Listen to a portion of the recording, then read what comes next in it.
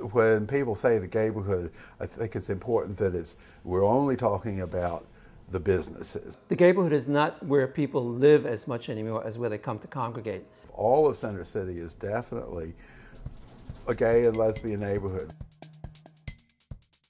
The rainbow signs that went up in the Gayborhood are a little late, and what they're doing is signifying the historical significance of the Gayborhood.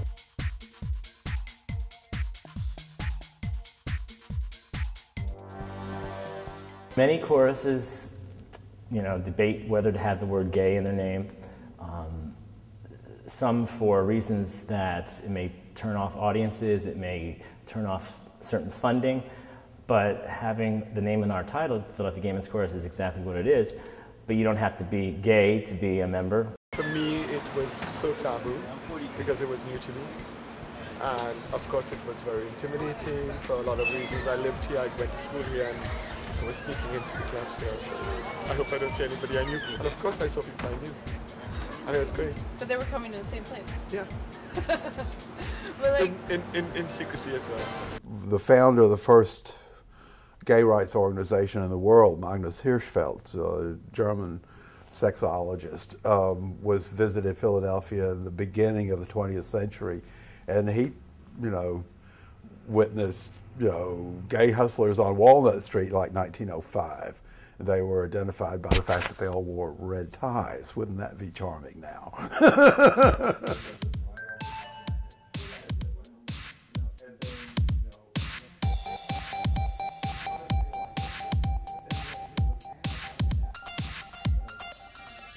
The bars were, for the most part, invisible. If they were not on a back alley, then they had black windows and, were trying to protect their patrons from being identified as gay. And of course, the philosophy of the store was exactly the opposite of that. This is open to the public. You don't have to be gay to be in here. The store started off in a little storefront on South Street in 1973.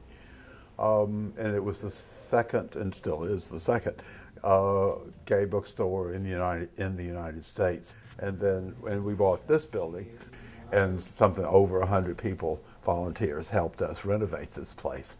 So it's definitely a community bookstore, paid for and constructed literally by volunteers from the lesbian gay community. In the physical bookstore, that's a much more rewarding experience that you can see, your eye can go over an awful lot of material and picking out what you're interested in that you didn't even know existed. What we're trying to do is to provide the most complete and up-to-date information on all kinds of lesbian, gay, bi, and trans subjects that we can.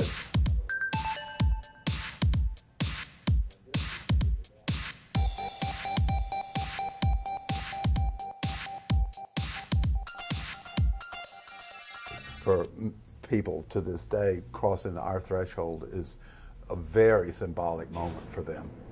That they are telling themselves that they are gay when they come in here. Now there's a GLBT everything. However you identify, socially, athletically, religious, anything, there's pretty much a GLBT group that will embrace you. The church's method of dealing with gay and lesbian, gay GLBT Catholics used to be they ignored us.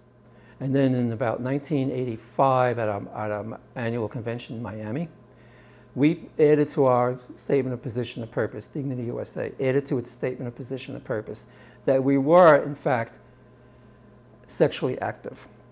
Our statement of position of purpose before never mentioned that. We just let it go so that Dignity chapters actually were able to meet in Catholic organization meeting places like Newman clubs and stuff like that.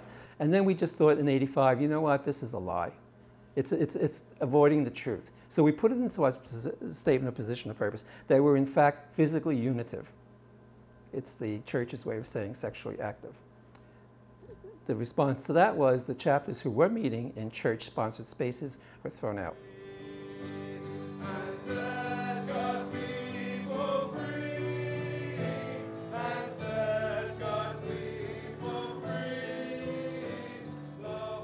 People come and go. They come here for different reasons. They come here for reconciling their spirituality and their sexuality. They come here as part of a 12-step program. They come here as part of their coming out process. There are a lot of reasons why people come. So it's across the board. The dignity experience is very individual, I think, for every one of the people who's sitting out there tonight.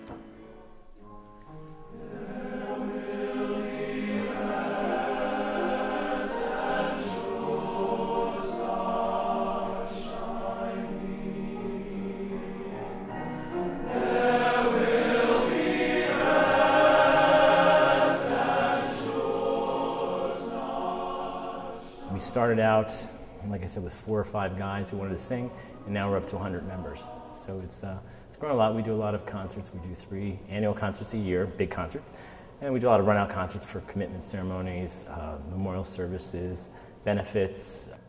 For our outreach program to different schools and things like that, it shows that there's a place for gay people to feel comfortable and feel loved and welcomed and supported. And the age range of the chorus goes from students in college to men in their probably 60s.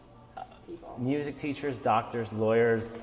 We have a very wide range. Our accompanist is wonderful. She's a female. She's a straight female, and she loves the attention. A